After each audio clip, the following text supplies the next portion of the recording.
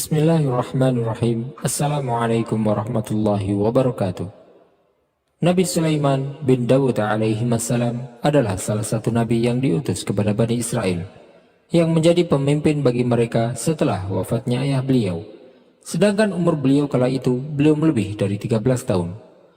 Allah SWT telah memberikan kerajaan bagi beliau yang tidak pantas didapatkan oleh seorang pun setelahnya, di mana para setan menjadi pelayannya, bekerja sesuai dengan perintah yang diberikan olehnya. Sebagaimana Allah SWT juga telah menundukkan bagi beliau pasukan dari bangsa manusia, burung, angin, dan binatang, serta mengajarkan kepada beliau bahasa mereka. Di dalam majelis Nabi Sulaiman alaihissalam terdapat 600.000 kursi.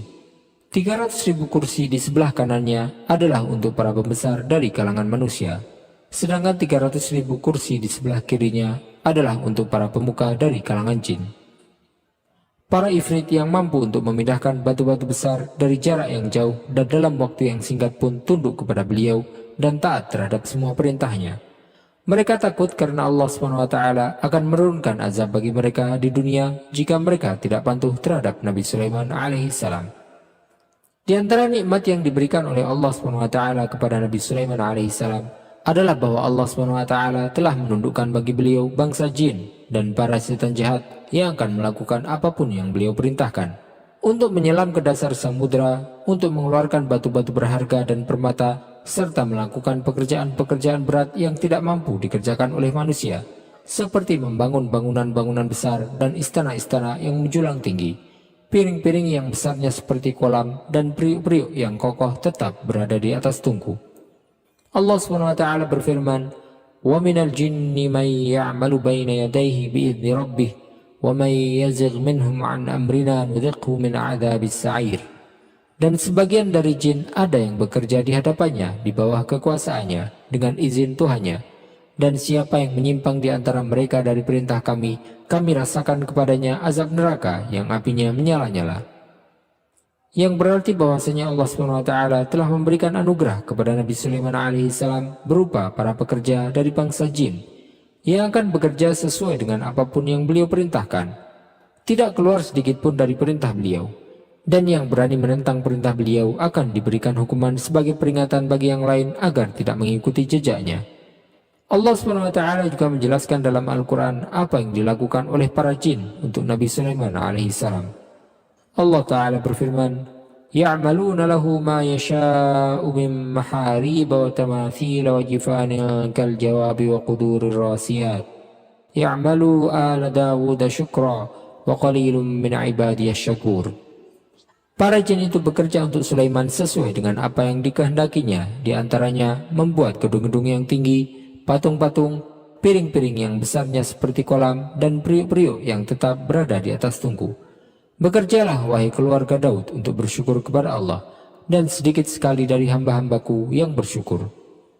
Allah SWT juga telah memberikan kekuasaan tertinggi kepada Nabi Sulaiman alaihissalam untuk mengatur para setan dari kalangan jin.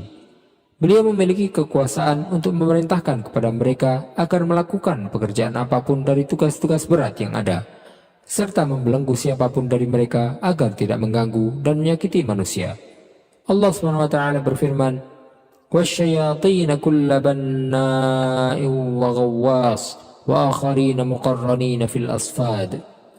Dan kami tundukkan pula kepadanya setan-setan, semuanya ahli bangunan dan penyelam, dan setan yang lain yang terikat dalam belenggu. Ketika Nabi Sulaiman alaihissalam wafat, tidak ada seorang pun dari kalangan manusia ataupun jin yang mengetahui tentang wafatnya beliau, kecuali setelah terlewat waktu 1 tahun setelahnya, sebagaimana yang disebutkan oleh sebagian ulama. Selama waktu tersebut, Nabi Sulaiman alaihissalam tetap berdiri bersandarkan pada tongkatnya, sementara para jin masih tetap bekerja melakukan tugas-tugas yang diberikan kepada mereka tanpa mengetahui bahwa beliau telah wafat.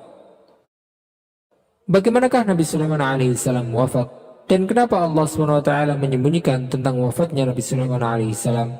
Silakan simak video ini sampai selesai untuk mendapatkan jawabannya.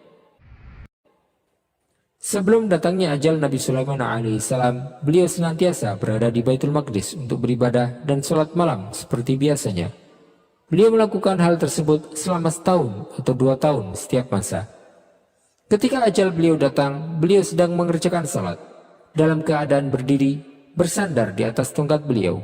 Sedangkan para jin sering mengintip beliau yang berada di dalam Baitul Maqdis.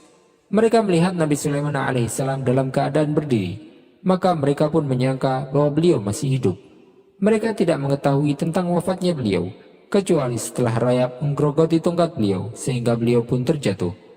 Allah SWT berfirman, "Falamma qadayna 'alaihi al-maut ma dallahum 'ala mautihi illa dabbatul ardi ta'kulu min sa'atah.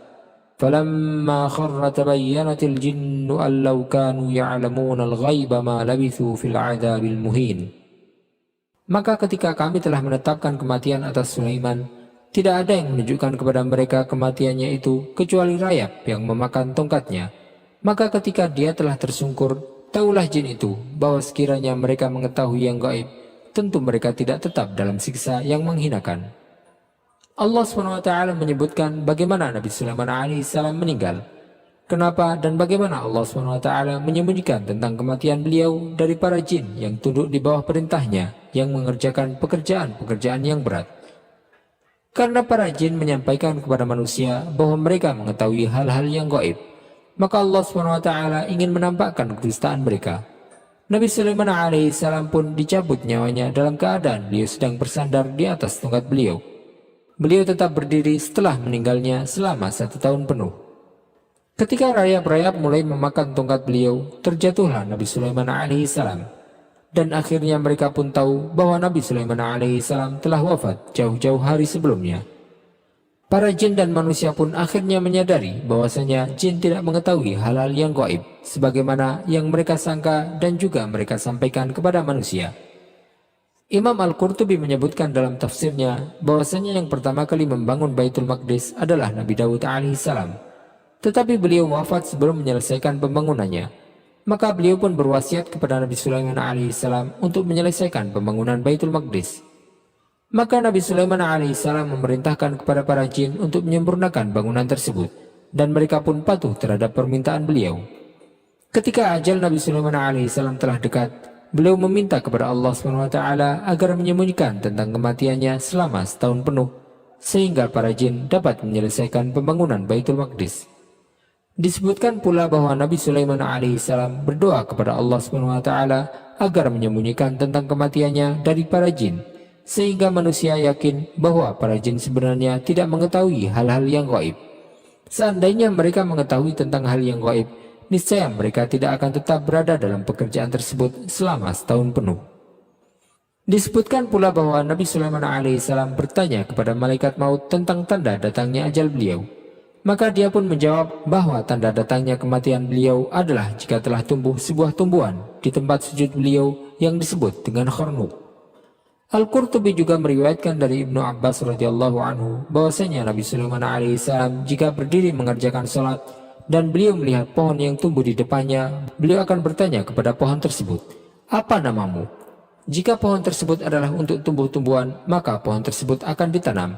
Jika pohon itu adalah untuk obat-obatan, maka akan dicatat.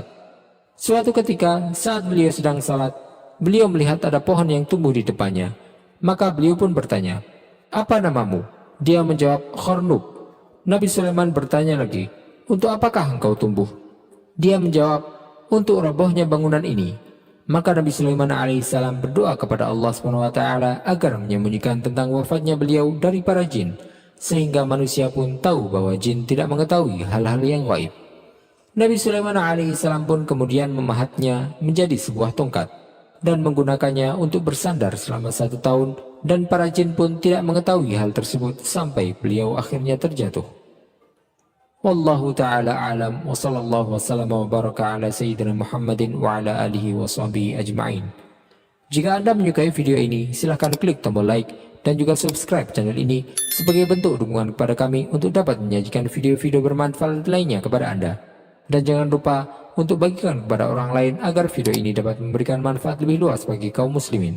Wassalamualaikum warahmatullahi wabarakatuh.